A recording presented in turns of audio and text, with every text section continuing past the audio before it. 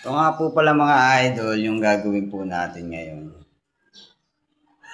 I-layout po natin yung hagdan mga idol.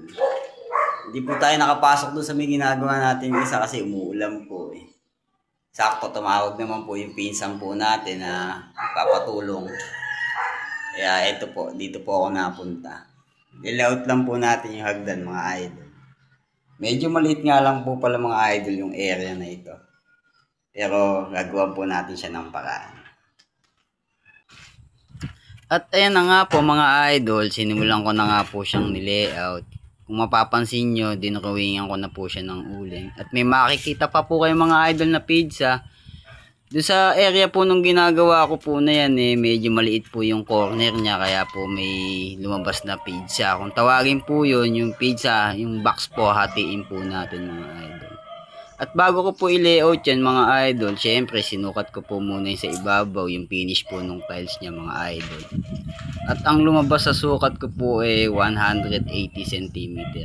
Adjustable na po ako sa ibabaw niyan mga idol sa tiles po. Nakakasama na rin po sa 180 cm. At ang naging finish ko nga po pala sa step niya mga idol, 20 cm. At ayan nga po. Marami pa pong proseso yan mga idol. Mag-aabang pa po dun ng bakal sa may baba. Uhukayin, bubuhusan. Para po dun sa may bakal po na yan, nakaabang na yan mga idol. Tutugma rin po dyan. Mag-iistira pa rin po ng hagdan. At sisinsilin pa rin po yung pader na yun, yung pinagdaanan ng guhit. At dyan din po kasi kakapit yung bakal. At pati yung buhos po nung hagdanan po natin.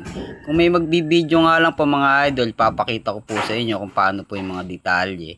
Para kung sakaling merong gustong matuto kung katulad ko may idea na rin po sila. At sa susunod po mga idol, pagka nasa malaking trabaho na po tayo papakita po natin. At doble ingat nga lang po pala tayo mga idol pag gumagamit po tayo ng grinder. Yung talim po niyan, yung kala nyo pong panglagaring kahoy, pero sa grinder po natin binabala ngayon.